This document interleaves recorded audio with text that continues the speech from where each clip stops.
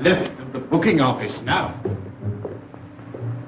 Well, Moran, Mr. Martin seems to have done his work very satisfactorily. I carried out your instructions to the letter, Professor. Now, Moran, let's get our bearings. That wall, I take it, faces Peldon Street. Exactly. Originally the main entrance to the station. And the lift shaft? Here, on this side.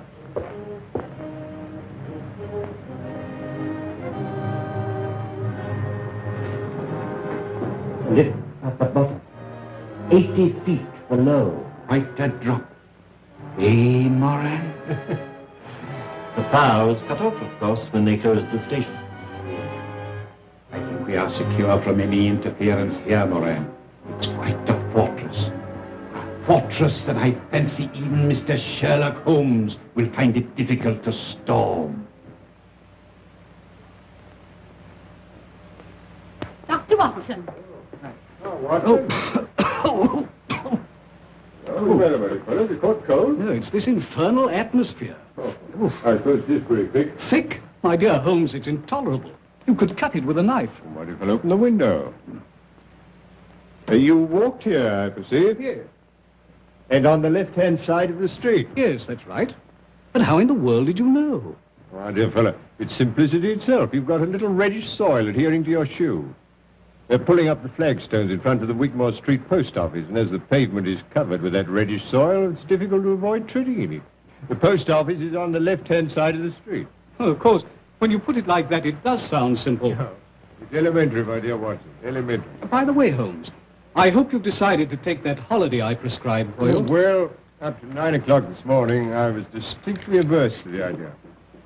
But I've received a letter from an old friend of ours which inclines me to change my mind. I'm delighted to hear it. Who's it from? My dear fellow, I'll read it to you.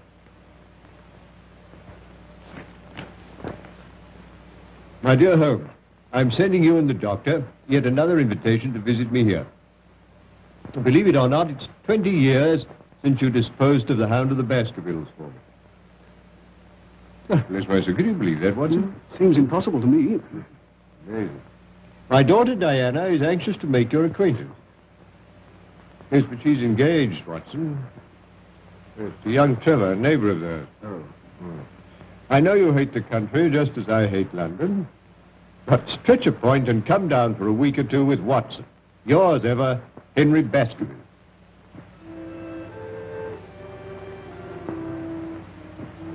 Father's asked Sherlock Holmes to come here for a few days. Why? Has the family hound come to life again? Oh, don't be absurd. Hello, you two youngsters. Oh, Dad, do you really think there's any chance of Mr. Holmes coming here? Well, as you know, I haven't been able to persuade him in the past. For the post, sir. Thank you, Jack. Holmes is a creature of habit. He likes to bury himself in Baker Street and work out his problems with the aid of, I don't know how many ounces of tobacco a day. I must say I'd like to meet him. He sounds a terribly brainy sort of chap. I wonder if he's any good at spotting winners. Oh, no. Holmes's hobby is spotting criminals, Jack. I don't think racing's quite in his province. Mr. Lestrade, sir. Ah, good morning, Lestrade. Anything important on hand? Morning, Mr. Holmes. How are you, Doctor? You've the air of something unusual having occurred. Well, yes, Mr. Holmes. Well, tell me about it. Have you find a cigar on the table? Thank you. I'm leaving London. Well, God bless my soul. This is a very sad development, Watson. With Professor Moriarty, that Napoleon of crime, still at large. You and your Professor Moriarty, Mr. Holmes. You seem to see his hand behind every other crime in the calendar. Yard doesn't share your views, I'm afraid. They think it's all moonshine. Well, moonshine's a brighter thing than fog, Lestrade. However, tell me where you're going. Exeter. Exeter? Oh. Promoted chief inspector. Reorganizing the traffic, I presume. No. Barchester races. Half the West Country turn up. And they make Exeter their headquarters. I see. Well, good luck, Lestrade. If your talent for organization is equal to your flair for detection, Barchester races should be something of a sensation. Thank you, sir. Well, in case it's any use to you, the Chief Constable, Colonel Ross, gave me something good for the Barchester Cup. Oh, what is it? His own horse. Silver Blaze. Well, there you are, Watson. Make a note of that. As a matter of fact, the doctor and I are going down to the West Country to stay with Sir Henry Baskerville, so we may possibly see you. I hope so, Mr. Holmes. And if you do feel like having a fatter doctor, don't forget Silver Blaze. Watson, put a bit on for me. What?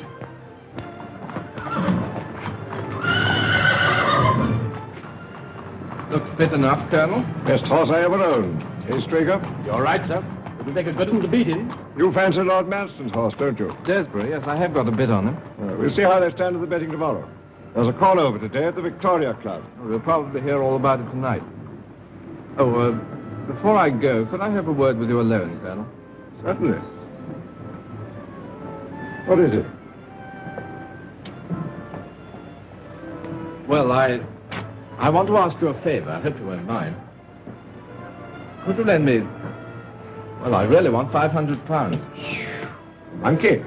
That's pretty cool, isn't I'm it? in a devil of a hole, or I wouldn't ask for it. Yeah, but why come to me? Why not Sir Henry Baskerville? Well, it's to do with racing debts, and Sir Henry's terribly down on racing. Well, have you tried your bank? You've got security. Mortgaged up to the hilt. Oh, well, what about one of those financial firms? No, that's no good. I've been dealing with old Bingham. He won't spring another fiver. What, Albert Bingham, the moneylender? No, I'm sorry. There's nothing doing. Well, thanks all the same.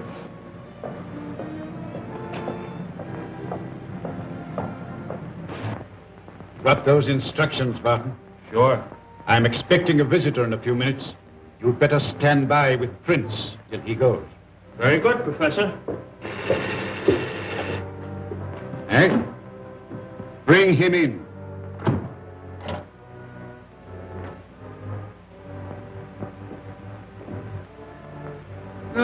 Sit down, Mr. Stanford. I understand you wish to consult me. Yes, that's right. What is your business? Look here, Professor. I'm a commission agent in a big way. I'm fully aware who and what you are. Well, in that case, I'll come to the point.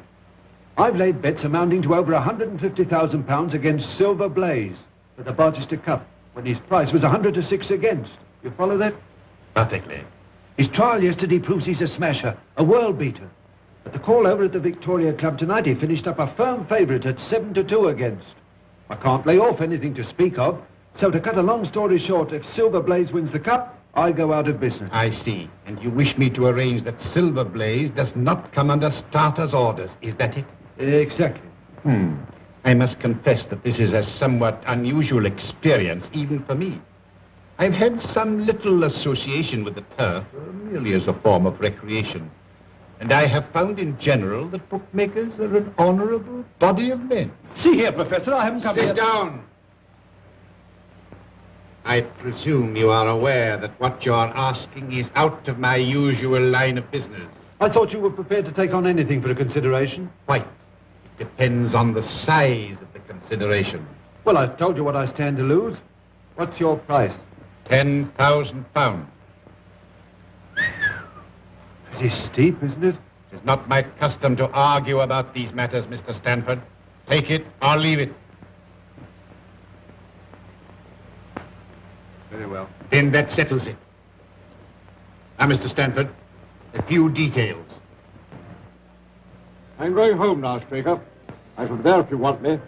Take every precaution. That's all right, sir. Hunter here sleeps in his box every night. His bed's pushed across the door and he bolts himself in from the inside. No one could even attempt to enter without waking. Good. I can trust you, Straker. Tell me, Jack, what is the matter? There's nothing the matter, dear, really. Oh, yes, there is.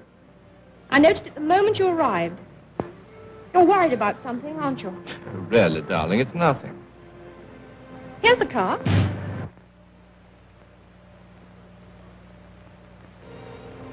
Well, here we are, Watson. Come along.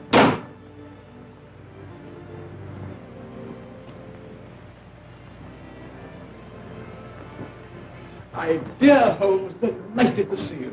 We're delighted to come. And you too, Doctor. It's very kind of you. Head, looking at you both, I can't believe it's 20 years. Oh, you flatter. Okay, come along. I want you to meet my daughter. Oh, thank you. Delighted. Diana, this is Mr. Holmes and Dr. Watson. Mr. Trevor. Now, how about a whiskey and soda after your journey? Oh, thank you. I'm sure that's what Dr. Watson would prescribe. Well, if I did, you'd automatically refuse to take it. He grows more obstinate with the years, Baskerville. That's the way with most of us. Make yourselves comfortable. Oh, thank you. Well, now, Baskerville, tell me something about yourself. Oh, no, Holmes. That won't do. You've got to do that. Paul's been promising us all a treat, Mr. Holmes. We shall see you in action. Yes, with Sir Henry as the victim. I mean that we should see Mr. Holmes do his stuff. His stuff? It's a modern expression, Watson, signifying to display one's talents. That's right. I want Mr. Holmes to tell us what Father's been doing for the last 20 years, just by looking at him. You evidently have great faith in my abilities, Miss Baskerville. But I'm afraid there's very little data. I merely observed that since we last met, your father has taken to billiards, that he's recently played 100 up with Mr. Trevor. Absolutely correct, Holmes, but how... Oh, my dear fellow, it's simplicity itself. I observed that both you and Mr. Trevor have traces of blue chalk between the forefinger and thumb of your left hand, which you put there, obviously, to steady the cue. Amazing, Holmes. Oh, it's elementary, my dear Watson, elementary. There. I hope that satisfies you, Diana. Well, I expect you'd like to see your room. I'll show you, Mr. Holmes. You'll stay and dine, Jack? Thanks. If you'll take me as I am and don't mind my rushing off immediately afterwards, I've got to ride over the moor to King's Pyland. I'm trying to get Straker to persuade Colonel Ross to buy one of my ponies. Oh, that's all right, my boy. Come along.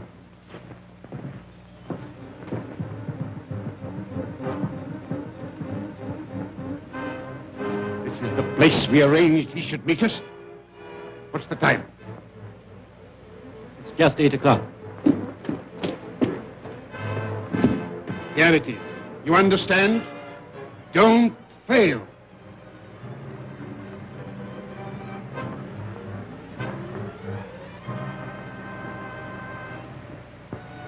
How's that curry coming along, Lizzie? Just about ready, Mrs. Straker. Put some aside for Hunter when you've dished up, and take it across to him in Silver Blaze's box. Very good, ma'am.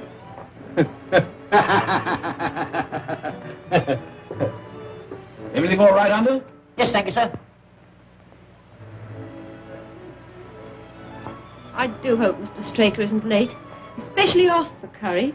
Oh, he shouldn't be long now, ma'am. Dinner's ready, Jim. All right. I'll just go and have a watch. Lizzie, don't forget Hunter's supper. Oh, no, ma'am, I'm keeping it up for him. All right, then you can bring ours in now. Very good, ma'am.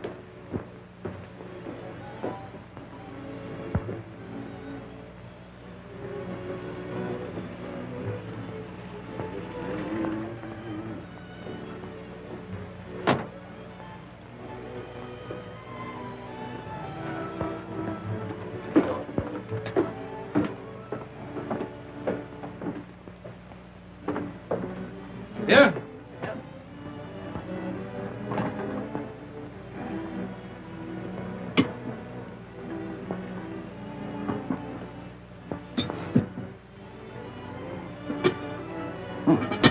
Smells good. All right? Yes, but you only just came in time. Well, I've had a lot to attend to. Is the Colonel coming over again before the race? He didn't say so. He seemed quite satisfied when he arranged the time.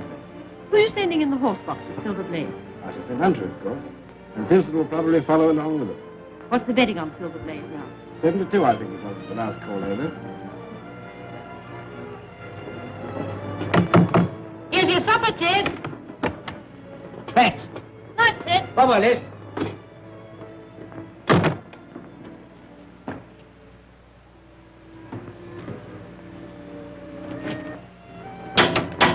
Anybody about? Oh, it's you, Mr. Trevor. Straker's home. Yes, sir.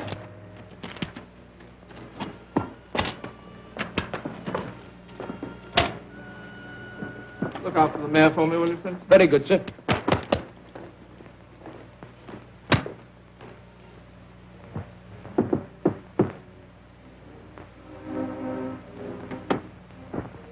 Ah, Mr. Trevor. Hope I'm not butting in. Not a bit. Come in. Just called round to have a chat about that pony. Sit down. Have a drink? No, please. Whiskey? No, thanks.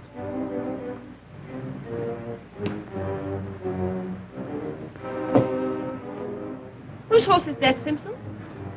Mr. Trevor's, Ma'am. Haven't you seen him? He wanted a gardener.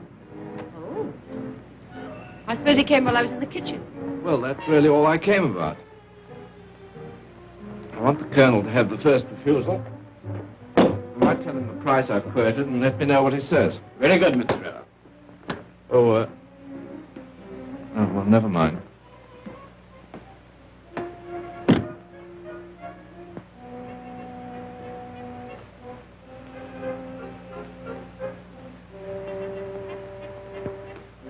Mary! Mary! Where have you been? Oh, just returned round the yard. You have a look at Silver Blaze? No, I just went for a breath of air. By the way, Silver Blaze doing another trial tomorrow? Yes. But the last before the race. Oh, well, I'm for an early night. Doesn't seem to be much to stay up for.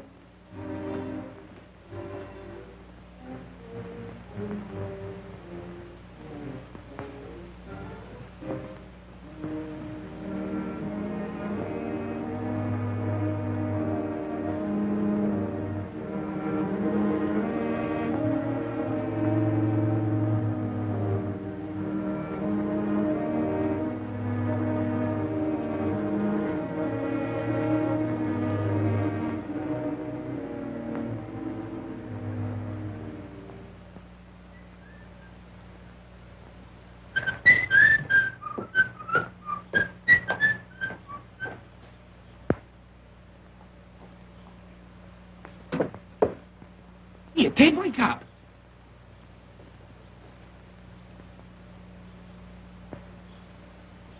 Look at that.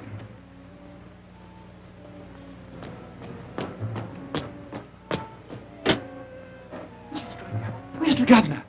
Why, isn't he in the yard? What's up? Is anything wrong with Silver Blaze? He's gone. Gone? Yes. And Hunter's dead. Dead. You must have a look round this morning, Holmes. Oh, thank you. I'd like to. There are a few improvements since you were here last. Yes.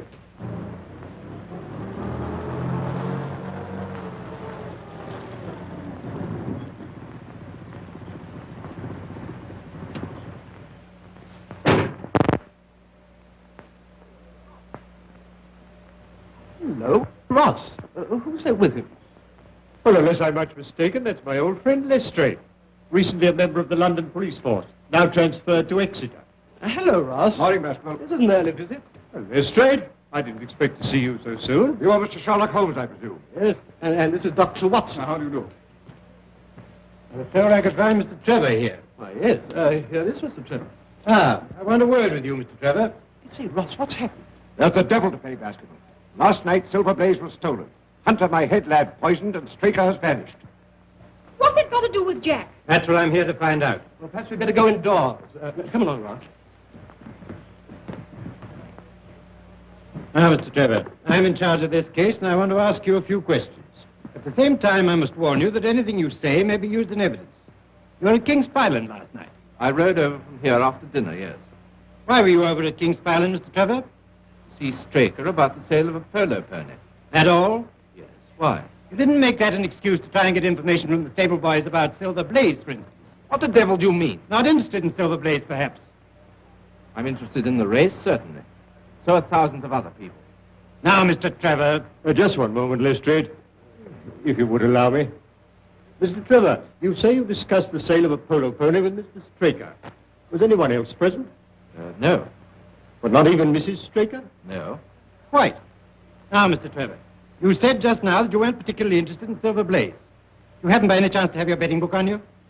I think so. Why? Do you mind if I see it? It's my duty to tell you that I can't demand to see it, not now, that is, but... Yes, it is.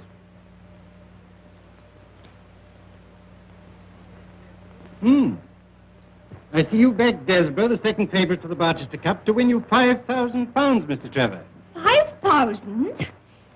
But, Jack, you told me you only had a few pounds on it. I'm sorry, dear. I had my own reasons. Before you go any further, Lestrade, may I ask if it's your intention to apply for a warrant against Mr. Trevor? Not at the moment, Mr. Holmes. It's my duty to warn him. I'm in your hands, Inspector.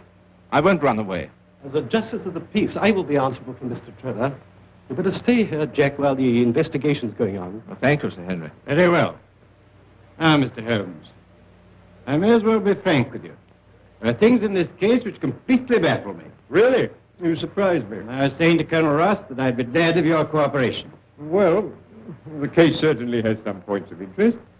But what does Colonel Ross say? I wish to leave no stone unturned to avenge Straker and recover my horse. Very well, Lestrade, I am at your service. Thank you, Mr. Holmes. I'll be getting along. I'll see you later at King's Palace. Oh, really, Holmes, I must protest. You're down here to recuperate, you know. Undoubtedly, my dear doctor, but only last night you suggested a tonic. Well, here is one ready-made. Yes, please, Mr. Holmes, for my sake and Jack's. You are, Watson. That settles it. Dr. Salter, Mr. Sherlock Holmes, Dr. Watson. This is Silver Blaze's box.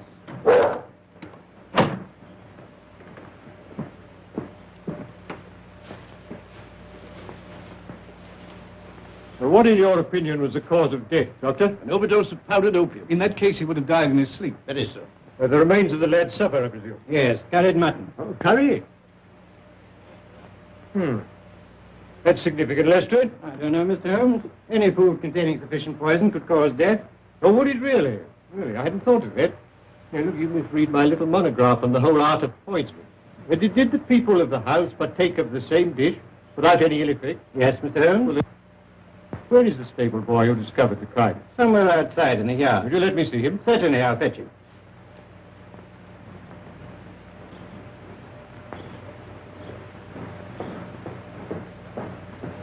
Your name, Simpson? Yes, sir. The opium has a distinct taste, does it not, Doctor? Yes, not unpleasant, but quite distinct. Oh, quite. I thought so.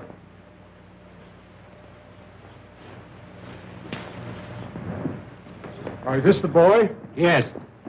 Now, my lad, you say that Mr. Trevor dismounted at the gates and asked you to water his horse. Yes, sir. And then? He went towards the cottage, sir. And in doing so, he would, of course, have to pass Silver Blaze's box. Yes, sir. He went along that side. But you didn't actually see him pass the box. No, sir.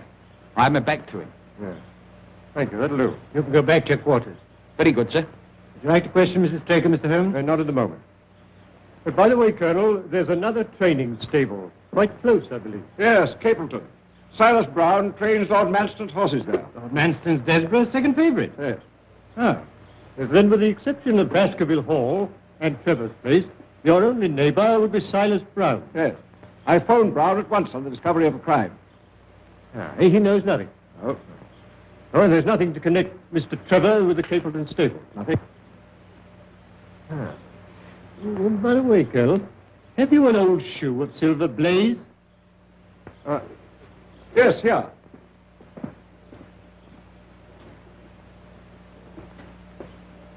How about this one? Oh, yes, thank you. Thank you. I'll put it in my pocket for luck. And have you a photograph of the horse? I think so.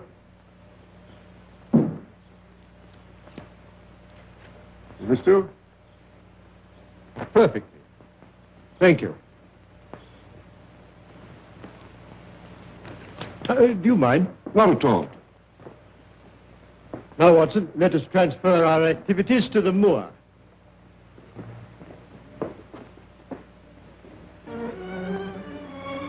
That building on the skyline, I presume, is Capleton. Yes.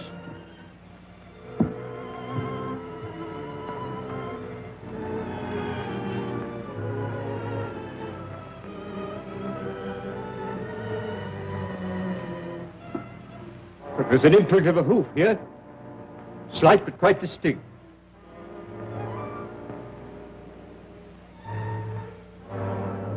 An exact fit. And here are footmarks. What's that? Watson. It's Straker. Obviously, he followed the thief, caught him up here. There was a struggle. He paid with his life. And here's the torch he used to trace the horse.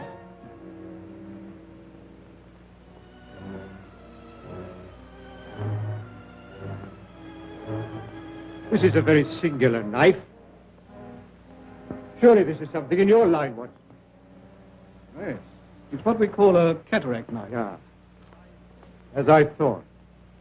Devised for very delicate work. It's a curious weapon for defense. Lestrade? The best you could lay hands on at the moment, I suppose. Yes. Yes, very possibly. No trace of blood, I presume.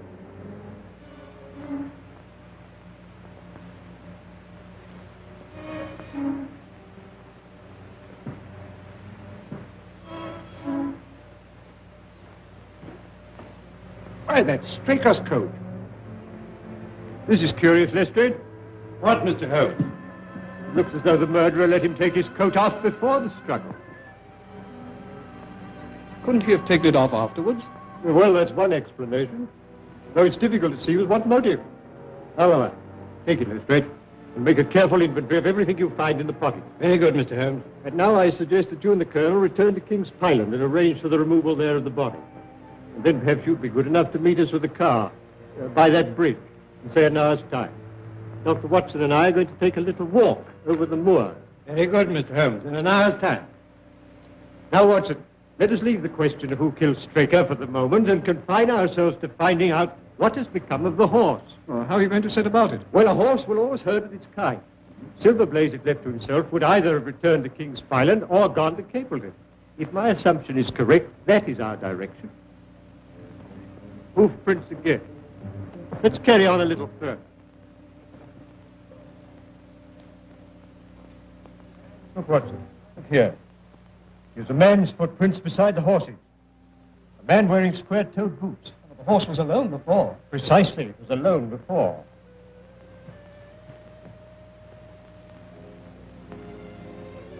Here we are. Here's the same footprints.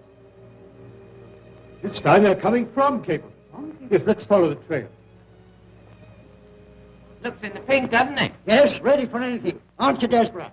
Let's see. What is in the betting today? 5-1, second favourite.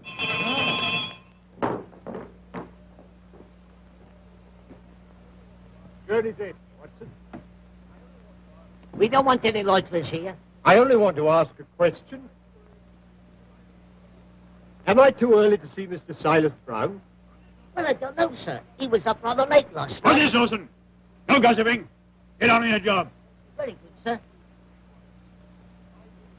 And what the devil do you want here? 5 minutes talk with you, my good sir. I've no time for talking. And we don't want no strangers here. This is a matter of vital importance. It's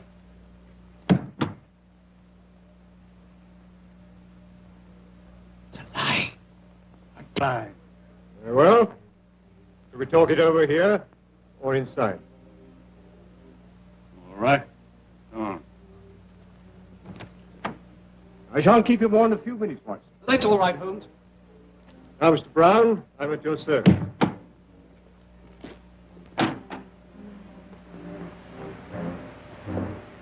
Well, I'm glad you realize that there's no use trying to bluff me.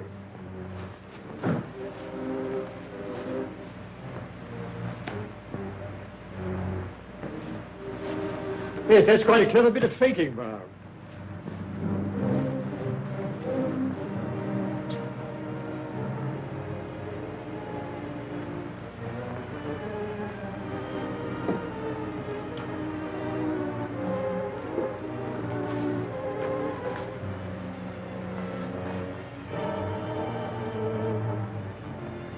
But don't give me away. I'll return the horse. Very well. But providing you do as I tell you.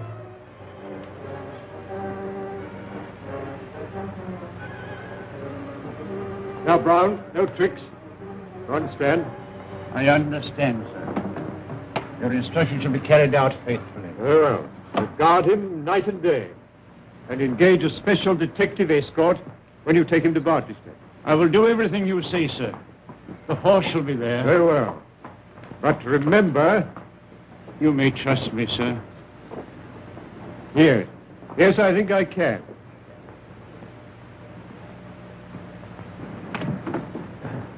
I'm sorry to keep you, Watson. Oh, that's all right. Well, a more perfect compound of the bully and coward than Silas Brown, I've seldom met with. The horse is there, then? Yes. Well, he tried to bluff it out. But I described to him so exactly what his actions had been last night that he's convinced I was watching him. Well, what actually happened, Holmes? I'll tell you. Now I must go and collect Mr. Holmes and Dr. Watson. I must say I haven't much hope of their having found the horse. I'll be here when you come back.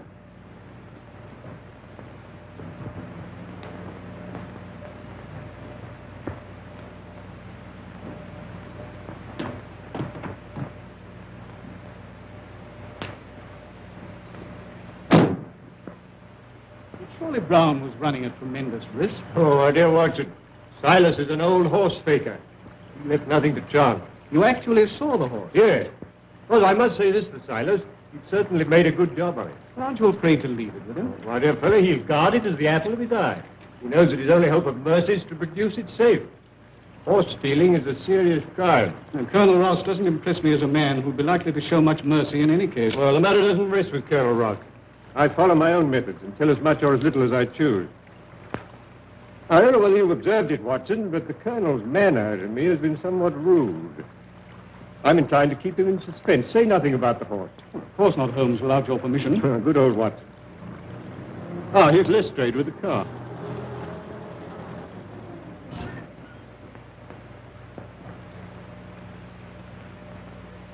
Well, Mr. Holmes, seen anything? Yes, we've seen some very interesting things, Lestrade. Boots. Boots? Yes, square-toed boots. Where now, Mr. Holmes? Baker's Cottage, please. I hope Mr. Holmes won't be long. I want to phone the story through in time for the 6 o'clock edition. Mr. Holmes, I represent the Western Mail. I understand you're taking up this case. No, certainly not. I'm just Holmes the busybody, retained by the police to supply their deficiencies. Oh, Inspector, there are several points upon which I should like to ask your advice. I must consider whether I don't owe it to the public to scratch the horse immediately. Certainly not. I should let the name stand. My business with Mr. Holmes now is private, if you don't mind. Right you are. I've got something to go on with anyhow. Good day, everybody. I'm very glad to have had your opinion, sir. Well, Doctor, have you made your examination? Yes.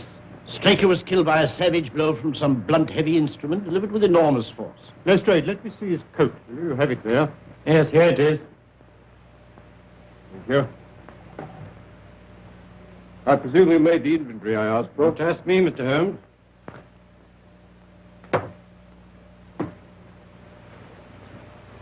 Letter in envelope. London postmark. Pipe. Briar wood pipe, Lestrade. Pouch. Pouch of sealskin. Matches. Yeah, foreign. Telegram.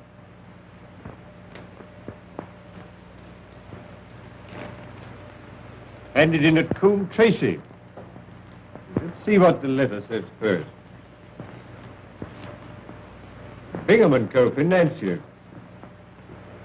92A Bond Street, London, W1. J. Straker, Esquire, King's Pyland Stables, Devon. Dear Sir, please receive this as official notification that your commitments to us, secured by 6 promissory notes, were today purchased by Mr. Leslie Martin of 15 Lamb Street West, to whom you are now accountable. Yours faithfully, Bingham & Co. Our friend Straker seems to have been somewhat financially embarrassed. Now for the telegram. For cup final, send instructions. We'll meet you as we agreed. Martin. I think Mrs. Straker might be able to help us here. She's in her room. I'll fetch her. Thank you, Doctor. I don't think she'll be much assistance, Mr. Holmes. Apparently she and Straker went to bed about the usual time. When she woke up in the morning, she found it gone. Yeah, still, I'd like a word or two with her, Lestrade, regarding her husband's habits. No one like a wife, to tell you that. Watson? Yes, quite. You remember I have these, Lestrade. Pray don't think it a liberty. Not at all. You're welcome. I see nothing in them. I see no more than you. But I've trained myself to notice what I see.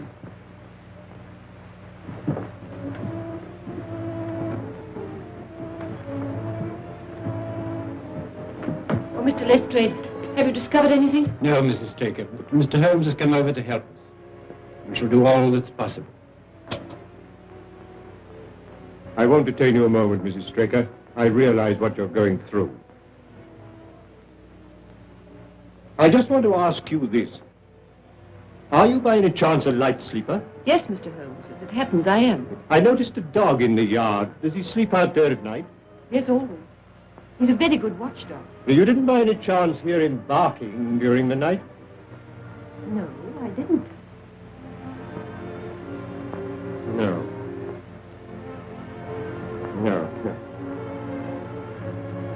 Just one other thing. Was your husband interested in football? Oh, no. Racing was the only thing that interested him. And there's just one further question, Mrs. Straker. You had curry for supper last night. Did you mention that to anyone outside the house? Why, no. No, thank you, Mrs. Straker. I don't think I need intrude upon your time and patience any longer. Thank you, Mr. Holmes. Colonel, you have a few sheep in the paddock. Have you had anything wrong with them of late? No, I don't think so. Oh, now you mention it. I believe that one of my stable lads did report that 3 of the sheep had gone lame. Ah. Why do you ask? Well, just a long shot, Colonel. A very long shot. Lestrade, let me recommend to your attention this singular epidemic among the sheep. You consider it important, Mr. Holmes? Oh, yes, yes, exceedingly so. Is there any other point to which you want to draw my attention? Well, to the curious incident of the dog in the night time. Dog was perfectly quiet in the night. Curious incident. Oh. Well, I'm going to Baskerville Hall. Will you be following? Yes, yes, very possibly, Lestrade.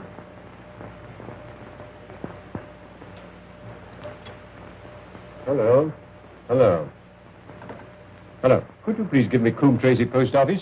Yes. Yes, I'll hold on. Coombe Tracy is a small village, is it not? Yes, just a hamlet. And then the postmaster would like you to remember any strangers who came into his shop. I should think so. Hello.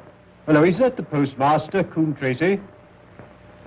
Look, I'm speaking for Mr. Straker of King's Pyland. He received a telegram yesterday signed Martin, dispatched from your office. If he cannot recall anybody of that name, could you kindly describe the sender to me? Yes.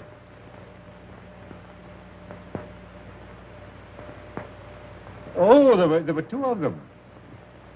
Oh. I see. Thank you. Thank you. I'm very much obliged to you. You think the telegram's important? Very much so, Watson. Well, au revoir, Colonel. We've had a charming little breath of your beautiful Dartmoor air. Then you despair of arresting the murderer of James Straker. Well, there are certainly grave difficulties in the way, but I've every hope that your horse will start, and I beg you'll have your jockey in readiness. And you've nothing definite to tell me? When we meet at the races, Colonel.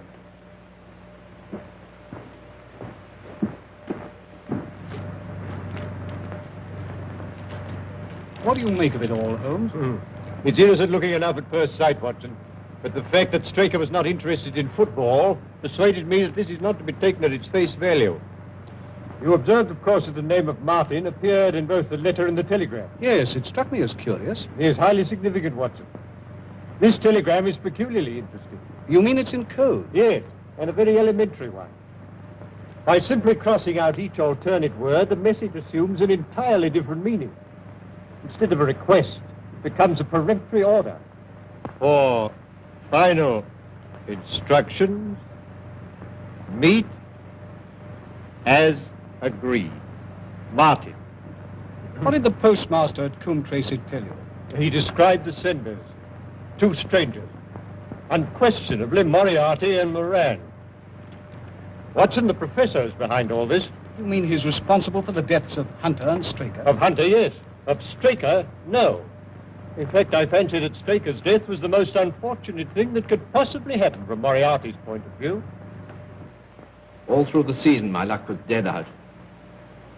I found myself in trouble to the tune of £4,000. I went to Bingham and raised what I could. And as a last plunge, I've backed Desborough to win me 5,000.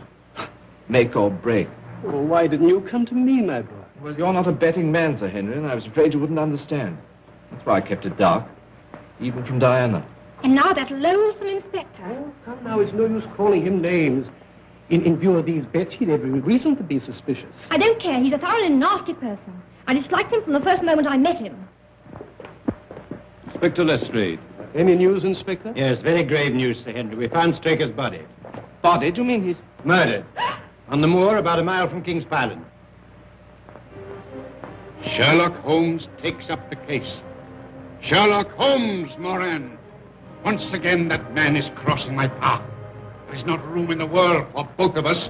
Not for Robert Moriarty and Sherlock Holmes. What's this news mean, Professor? What's gone wrong?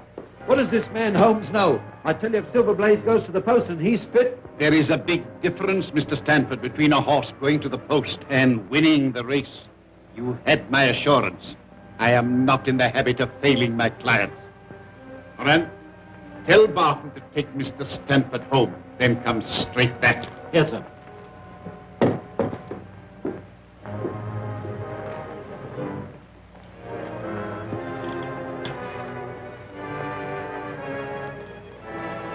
Prince, it is now 4 o'clock.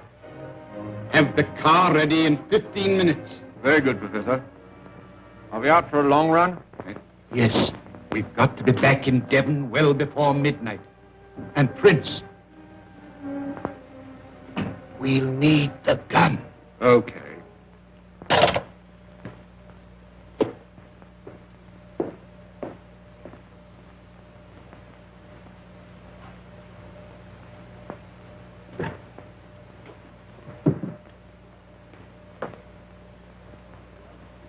What have you got there, Prince?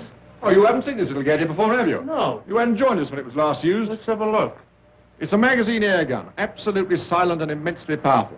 Made specially for the Professor by a well-known foreign gunsmith. Seems you're going to use it again. Oh, there you are, Barton. I want you to take Mr. Stanford home. Yes, we're in deeper waters than you think, Lestrade, but we must take the case one step at a time. Now, I've progressed so far, I'm glad to say, as completely to exonerate Mr. Trevor. You've got to convince me, Mr. Holmes. I've every hope of doing so. Now, you will agree that Hunter was murdered in order that the horse could be stolen. Exactly, we all know that. When I examined the remains of Hunter's supper, I remarked on the fact that it consisted of curry. Yes, but I still don't see. Well, perhaps I could help you, see. And one or two other things as well. That was the first link in my chain of reasoning. Hunter was poisoned with powdered opium, and powdered opium is by no means tasteless. Well then, Mr. Holmes, why didn't the boy notice? By no means tasteless when mixed with any ordinary dish. Curry was exactly the medium which would disguise that taste. But even so, you remember that I asked Mrs. Straker if she told anyone they were having curry for supper that night, and she replied, no. Yes, I remember you putting that question. Well, it's surely too monstrous a coincidence to suppose that Trevor happened to come along with powdered opium on the very night when a dish was served which would disguise its flavor. That is unthinkable, Lestrade. That certainly is a strong point. And there's a further point, even more significant, Lestrade. The silence of the dog. Though someone had been in the stable and fetched out the horse, the dog had not barked enough to arouse Mrs. Straker, who was a light sleeper. You know, obviously, the visitor was some member of the household. But then what do you make of it, Holmes? One thing for certain. Trevor becomes eliminated from the case. Well, I confess, Mr. Holmes, in view of what you say, I don't know what move to make. Make no move at the moment, except to assure Mr. Trevor that all suspicions of him were unfounded. You know, we're old friends, Lestrade. I should hate to see you make such an ass of yourself as wrongfully to arrest the future son-in-law of Sir Henry Baskerville. I appreciate that. I'll speak to Mr. Trevor. Who's that taking my name in vain? Ah, Mr. Trevor. I just had a little chat with Mr. Holmes. I'm glad to say that he sees eye to eye with me. You quite understand that at the commencement of this case, it was my duty to follow up any clue, however slight. I don't mind telling you now that I never seriously suspected you. Well, he can't say fairer than that, can he? Well, I'm very glad you feel that way about it, Inspector. Yes, I still don't see how it helps us. Who did put the opium into the curry? Who did steal the horse and kill Hunter and Straker? My dear Lestrade, it's a capital mistake to theorize before you have all the evidence.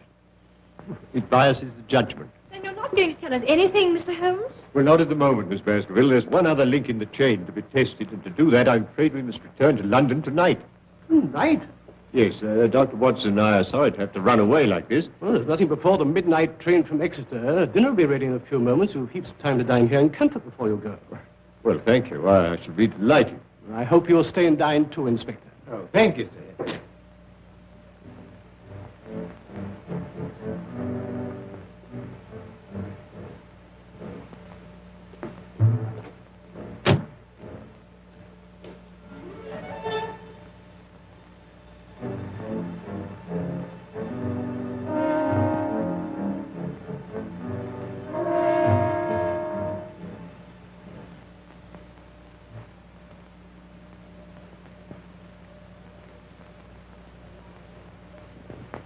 That's quite a museum piece, Sir Henry. Well, we've had it a long time. Well, it's nearly 11, Holmes, and if we're to catch that midnight train from Exeter... I'll order the car. Don't bother, Sir Henry. I'll take Mr. Holmes and the doctor in mine. Well, thank you, Lestrade. Yes, it's a pity you've got to leave us, Holmes, and I'm sorry you can't tell us any more. You're leaving 3 very puzzled people. Well, I hope to solve the puzzle for you all on Cup Day, in Colonel Ross's box.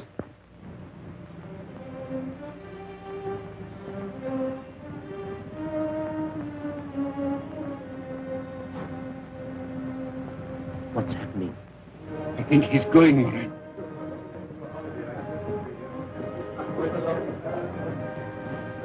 Mr. Hill. No. Au revoir, Holmes. Safe journey. Thank you so much. Goodbye.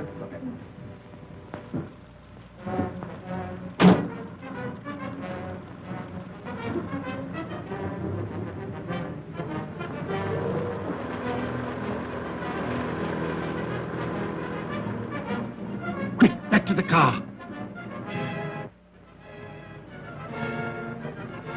Follow that car. When you get clear of the house, overtake her.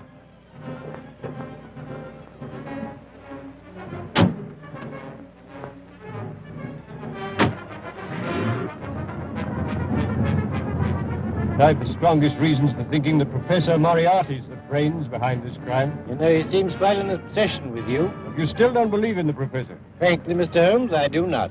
Another few yards, Moran, then let them have it. Oh, no. There's a car following us.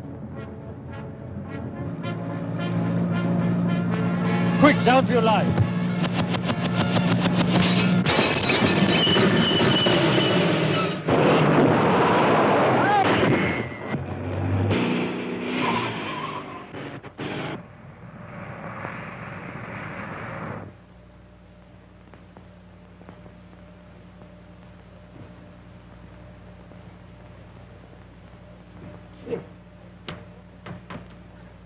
What, are you hurt, Watson?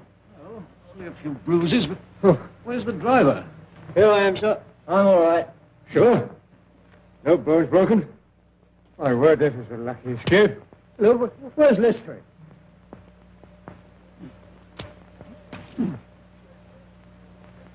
Watson, you see Lestrade? Lestrade!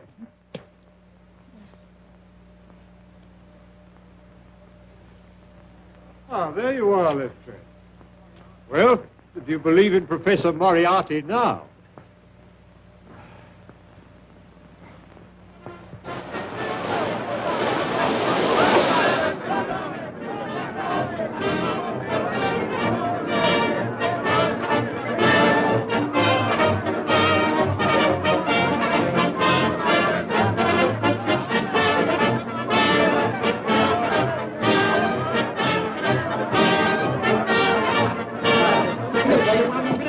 Silver blades, 61. I'll take 60 pounds to 10.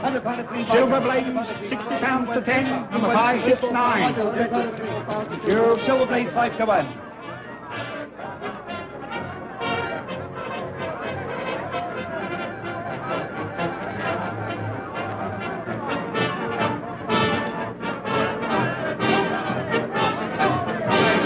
May I borrow your glasses, Mr. Holmes?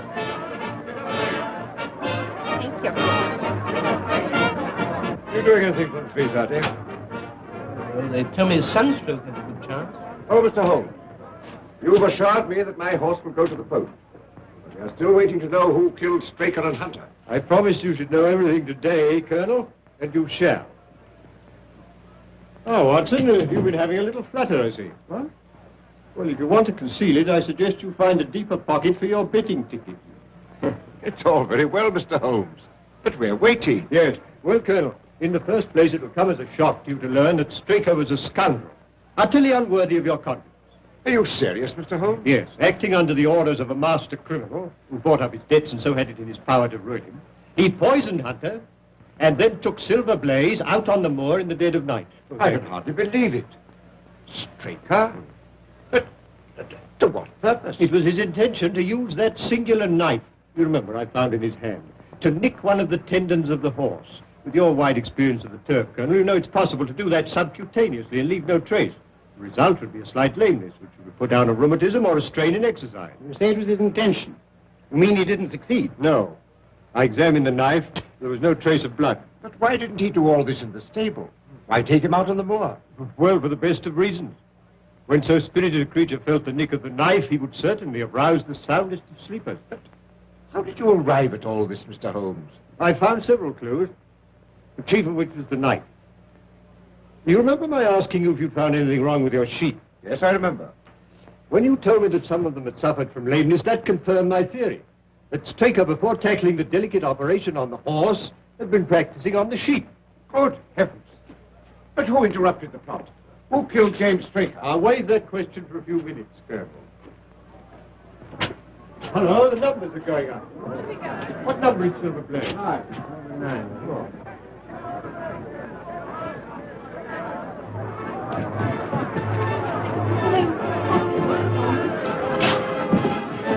2, 3, 4, 5, 6. Curtain number 6. Why, my jockey's riding another horse. Silver Blaze doesn't run. Look, Holmes. Silver Blaze doesn't run.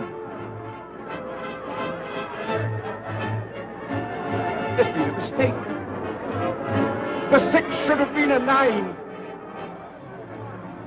Mr. Holmes, I relied on you implicitly. Yes, well, you may still do so, Colonel.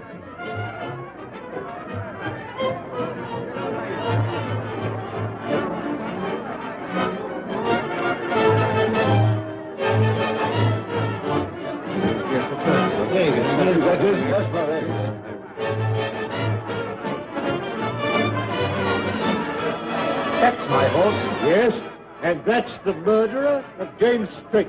What? It was a kick from Silver Blaze that killed your trainer.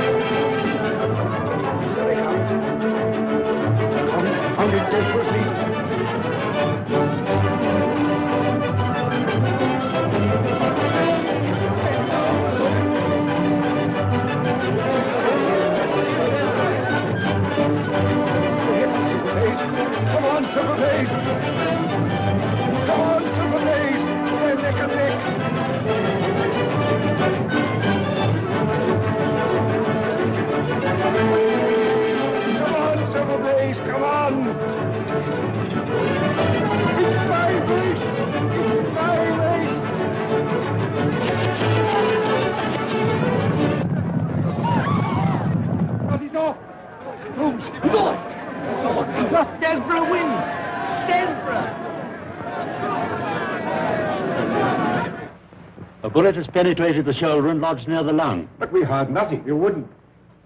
It was fired from an air gun. Noiseless and of tremendous power. How could it possibly be concealed in the crowd? In the interior of a specially designed kinematograph camera. Good heavens. But how on earth did you know? Well, I observed through the glasses a group of cameramen lined up near the winning post. I fancied I knew one of them. Mr. Holmes, what does this all mean? It means, Colonel, that you've been cheated of your race by the most cunning and dangerous criminal in London. Is there nothing can be done?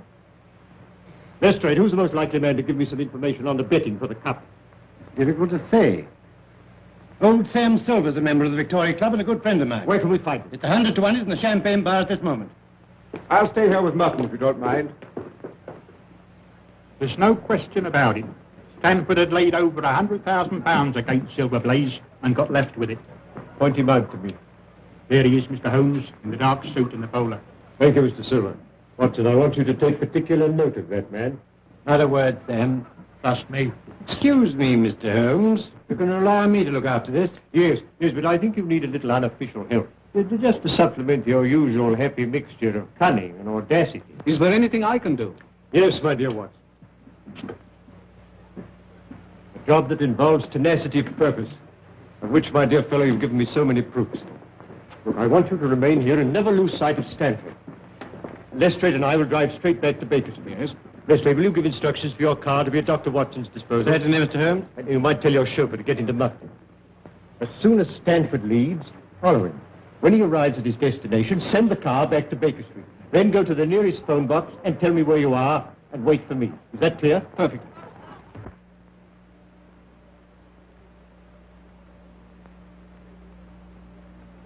Yes, come in. Mr. Holmes, it's nearly midnight. You really must eat something. Can't I tempt you to a night's bit of haddock? My dear Mrs. Hudson, you've always been a temptation to me. But Addick at this moment is not. Had that a nice sheep say? No, thank you, Mrs. Hudson. I suggest you go to bed, Mrs. Hudson. Oh, very well, sir.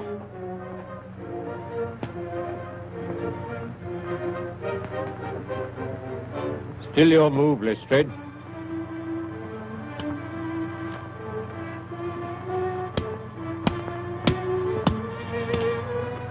My mind's not on the game, Mr. Holmes.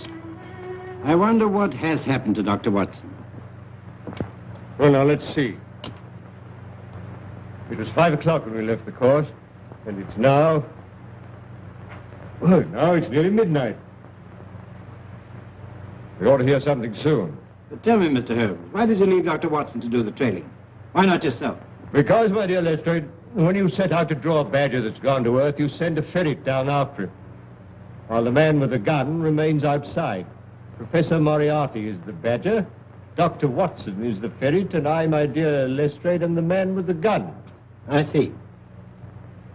And Stanford? Well, Stanford, if he's a wise man, will go straight to Moriarty with whatever price he's paying.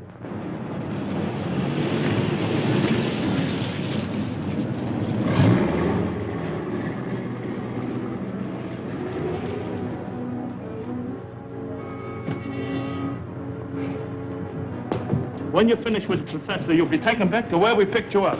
You got the necessary on you, I suppose? Yes, of course. Okay.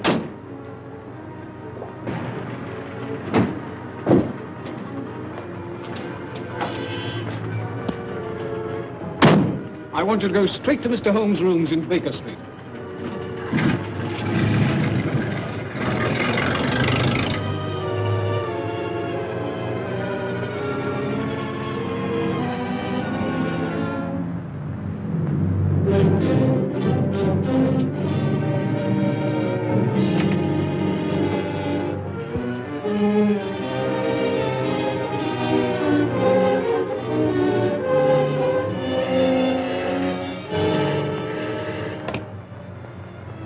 Yes? Is that you, Holmes? Watson speaking from Sladen Mews.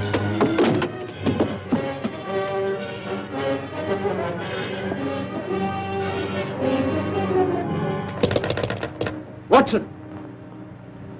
Quick, Lestrade, there's something wrong. They've got Watson. Inspector Lestrade chauffeur, sir. Good. Drive us the way you've dropped Dr. Watson. Right.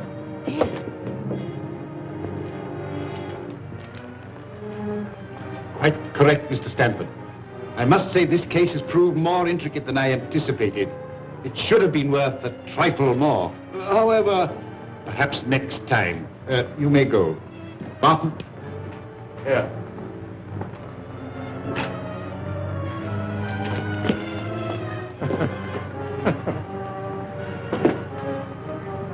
Next to Mr. Holmes himself, I don't know anyone who'd be more welcome.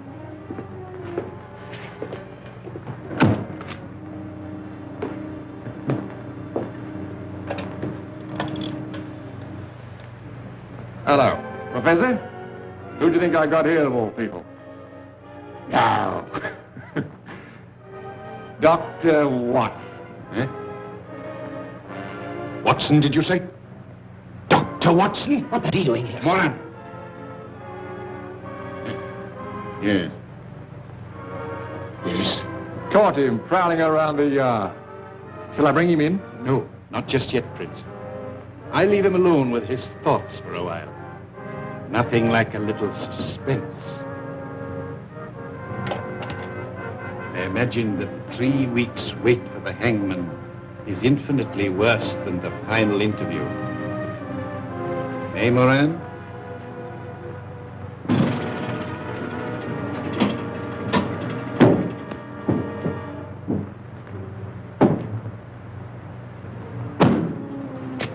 You wait here. Come, Lestrade. This is the Mews.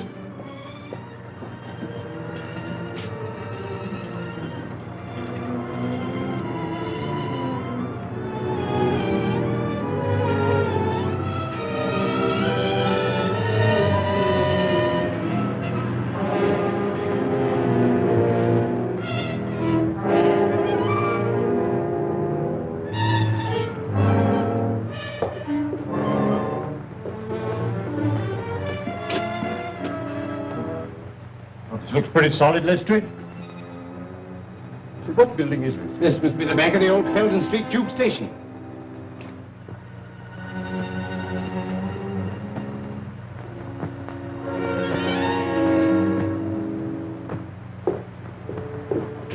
What are you going to do, Mr. Holmes? Drive straight to Scotland Yard. And then? The headquarters of the London Transport. Now, Moran, I think we'll interview the doctor. That you, Prince? Bring in Dr. Watson. Right now.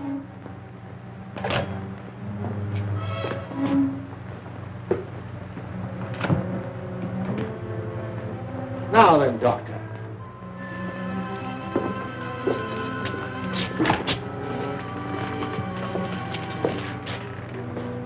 This should be most amusing, Moran. Ah, come in, Doctor. I have had the pleasure of several interviews with Mr. Holmes, but never before with his talented friend and colleague. Won't you sit down?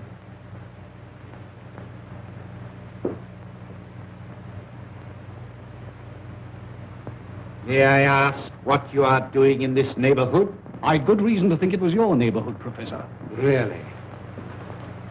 As a matter of curiosity, may I ask you how you got here? By following Mr. Holmes' instructions. Ah, I see. Then I'm afraid it's going to prove rather unfortunate for you, Doctor. I have not taken these somewhat elaborate precautions to conceal my whereabouts in order to have you report on the subject to Mr. Holmes. You mean I'm going to have some difficulty in leaving? Oh, no, my dear Doctor. Oh, dear, no. There will be no difficulty about that. But you will leave by the way I shall indicate. I will explain to you, Doctor.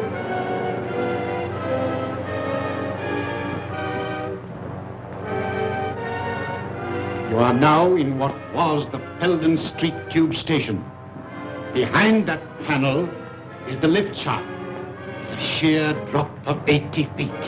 If you have any last message to send to Mr. Holmes, I will see that it is delivered. Sherlock Holmes will call a reckoning with you, Moriarty, without any reminder from me.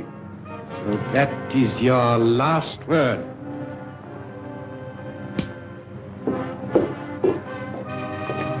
Very good. I will now remove the panel and wish you a swift journey.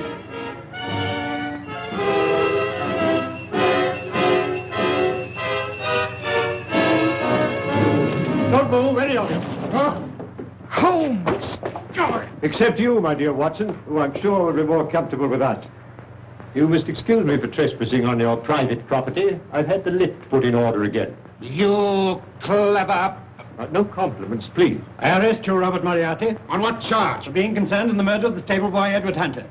And for an attempt on the life of Mr. Sherlock Holmes, Dr. Watson, and... That'll do to go on with, Lestrade.